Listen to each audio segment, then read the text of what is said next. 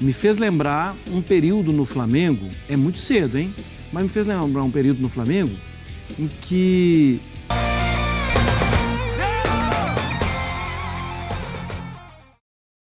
Nação Azul, o pessoal tá de olho no Cruzeiro, tá de olho no Gabigol também, tá todo mundo falando sobre isso também. Só se fala de dois assuntos hoje, goleada do Cruzeiro e chegada do Neymar. O pessoal tá comentando aqui sobre o hat-trick aí do gol, vai ter uma análise sobre o jogo aqui também, posicionamento de Matheus Pereira, Marquinhos na titularidade, bola chegando no Matheus Henrique, no Gabigol, no Dudu, e a gente vai dar uma analisada aqui agora e no final do vídeo a gente comenta, beleza?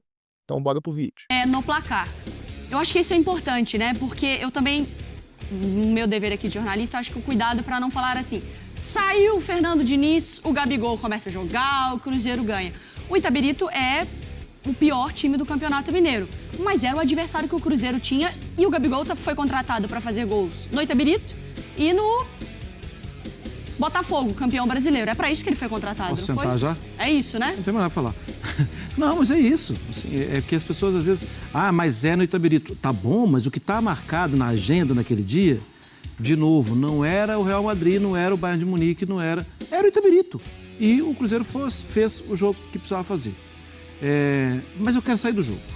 Eu quero ir para as entrevistas do Gabigol. Me fez lembrar um período no Flamengo, é muito cedo, hein? Mas me fez lembrar um período no Flamengo em que falavam o time não estava legal. Foi do Paulo Souza? Paulo Souza, Vitor Pereira. Foi do Paulo Souza. Paulo Souza. E o Gabigol tendo boa vontade. Não, eu vou sair da área, eu saio da área, tô aprendendo coisas novas com ele. Foi e tal. 2022, então, antes do Dorival. E o que eu percebi ali é boa vontade. É boa vontade para falar, o William é um ótimo batedor de pênalti. É boa vontade de falar, o melhor camisa 10 do Brasil, a gente quer ajudar ele a levar para a seleção. É boa vontade de falar, eu preciso mais dele do que ele de mim. É boa vontade, é vontade de ajudar. E esse espírito é um espírito importante para o início de trabalho dele, para o início de sonhos, de aspiração do Cruzeiro na temporada. E eu acho legal também, até por esse cuidado, porque... Quando sai o Fernando Diniz, a conversa é um treinador para controlar um elenco, porque o elenco de muitas estrelas, pelo menos o Gabigol, externamente, porque a gente não tá lá internamente, obviamente, me parece estar tentando fazer esse trabalho de mostrar que é um grupo unido, da parceria dos caras, não dá brecha para qualquer tipo de problema. Até porque a gente estava falando sobre isso e a gente também salientou, a gente não tem informação de problema nenhum. A única questão que a gente estava falando é que é um elenco com medalhões, os caras consagrados e que pode, é o que a gente vê, que geralmente acontece... Hoje é dia 30 de janeiro, tem muita ainda tá coisa no pra acontecer, início, pro bem e pro mal. Tudo mais. 31. Tenho desculpa, aqui no mesmo Mas eu tô com vocês, não importa que é o Itabirito, o Tabirito, não importa que é o Tabirito, que é o Botafogo, que é o Palmeiras, o Gabigol tá ali pra isso, pra fazer gol. E foi bem, o Matheus Pereira ali naquela, como você falou, sacanagem, aquela fatiada, o Marquinhos de cabeça, e é isso, o Cruzeiro tem que ganhar os seus jogos e o Gabigol tem que fazer gol. Itabirito, que é terra de Tele Santana. Tabirito. É que aí o mineiro a gente come o início da palavra, entendeu? Bom, a gente vai falar mais sobre o Gabigol também e os 3 gols dele com a camisa do Cruzeiro ao longo da nossa programação. Também teve a apresentação lá do lado do Palmeiras e para isso o Edu Afonso chega.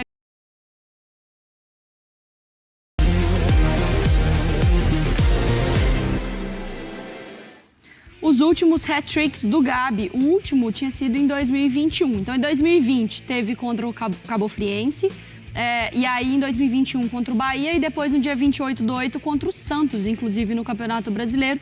E agora, no dia 30 de janeiro de 2025, o Gabi não só comemora pela primeira vez então o gol com a camisa do Cruzeiro, mas ele já em Belo Horizonte fazendo 3 gols lá na Arena Independência. Isso vai mexer na nossa avaliação sobre esse início do Gabigol, tanto para o bem quanto para o mal, demorou, agora que fez 3, deslanchou. O que a gente pode ter de verdade depois desse jogo contra o Itabirito, Mar? Não tem essa de demora, assim, é preciso entender. O Gabigol não estava jogando todos os jogos, ficou um bom tempo sem jogar todos os jogos.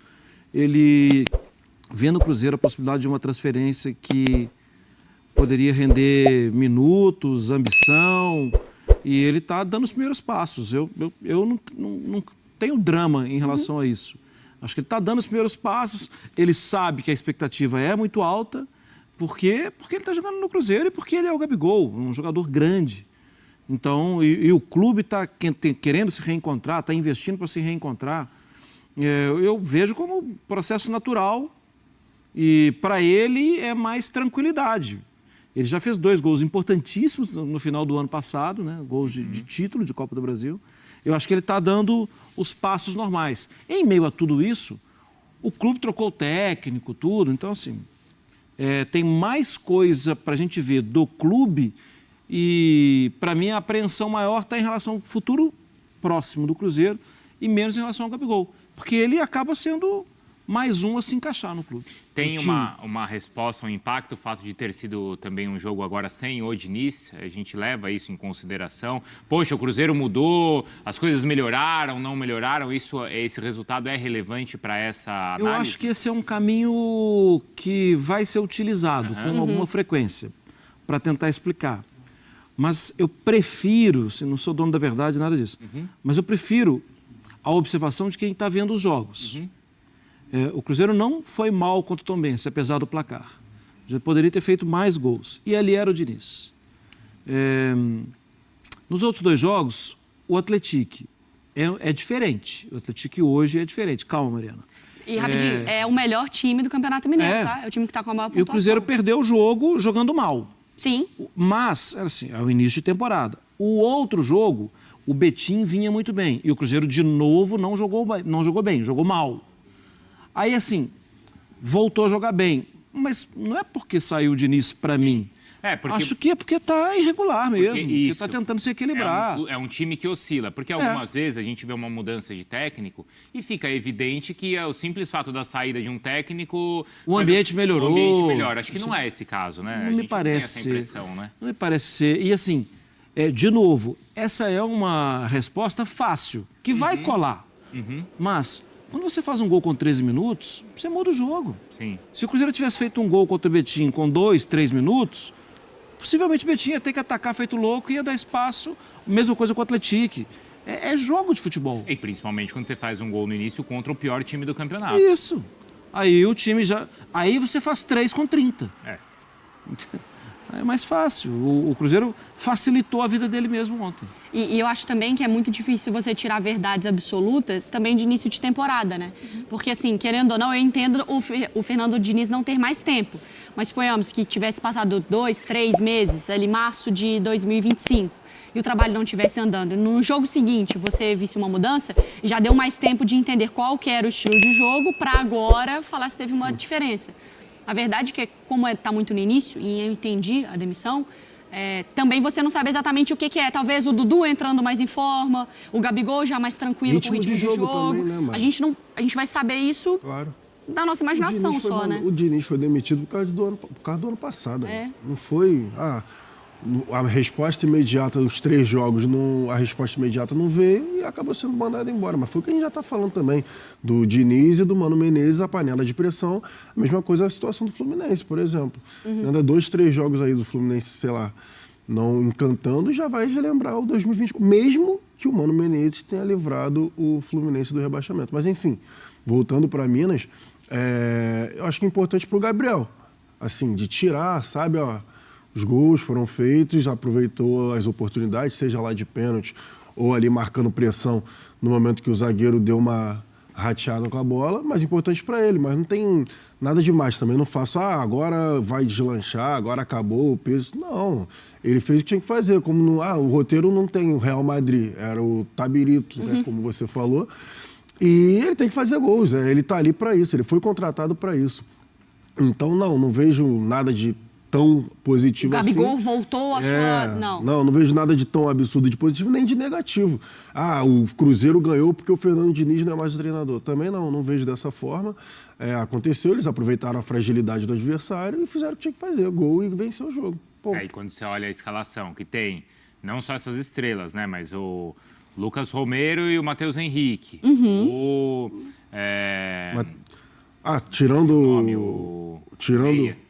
Matheus Pereira. Matheus Pereira. Falei o Matheus Henrique, o Matheus Pereira. Além do Gabigol, além do Dudu, Tem essa qualidade aí que é o que a gente espera, Fabrício né, Bruno também. Então, acho que a gente pode, daqui a algum tempo, falar da opção pela direita, que ainda me parece uma dúvida de quem vai utilizar. Mas me parece, a gente já falou sobre isso aqui, que o Marquinhos vai Sim, Marquinhos. buscar o espaço. Porque no início da temporada era o Eduardo. Sim, O Eduardo não vai jogar por ali. não vai. Dificilmente. Mas eu entendo a ideia de ter o Eduardo por ali. Porque aí você tem agressividade por um lado e um meia que cai pelo outro lado. Você tem um ponta, o Dudu, e um meia que cai pelo outro lado, que vai fazer balanço, que vai chamar o William para ocupar o espaço como lateral, se manda o William. Só que me parece que o Marquinhos vai oferecer ofensividade e também trabalho de meia. Era isso. E também vai marcar mais. Porque a Exato. gente estava falando em relação Sem à bola. compensação defensiva. Sim. Sem bola, o Marquinhos vai oferecer muito mais do que o Eduardo. Eu vejo o Eduardo muito mais como, nos jogos que precisar descansar o Matheus Pereira, fazendo Isso. essa função centralizada. Ele mais como um meia mesmo? Mais como meia. Aí eu discordo do Quase Diniz. um ponta de lança. Quase um segundo a 9. Aí a gente falou isso até quando no UFC Estilo, se eu não estou enganado, de botar o Matheus Pereira e o Eduardo, que a gente meio que não concorda. Eu ainda acho que esse lado direito, o Eduardo não vai atuar dessa forma. Acho que vai ser outro jogador. A gente falou isso acho que foi semana passada, 2 semanas atrás, enfim. E eu também penso no Marquinhos ali, já despontando um pouco mais, até por conta da marcação. O cara mais rápido, o cara que vai chegar na linha de fundo, entendeu? O Eduardo é um pouco mais lento, já é um cara mais veterano também, mais experiente. Então acredito que o Eduardo vai ser utilizado como 10, como cara central, nesse revezamento com o Matheus Pereira. E nesse sentido, o Matheus Pereira também ele fica, acho que, com mais liberdade à frente, porque com o Diniz, ele muitas vezes recuava muito também para fazer até saída de jogo, né, Marra? Nesse sentido, ele vai, acho que com a mudança de treinador, ele está mais no meio para frente, né? Porque o Diniz, a forma que funciona é que o campo vai ficando grande, né? O espaço vai ficando curto, você trabalha em um espaço mais concentrado, mas, obviamente, o campo aumenta. Se está todo mundo aqui, tem um estúdio imenso para a gente ocupar. E o Matheus Pereira, ele vinha também em torno da bola. E aí, assim, eu entendo que a gente nem sabe quem vai ser o técnico, deve ser o Leonardo Jardim, né? Mas hoje não tem técnico.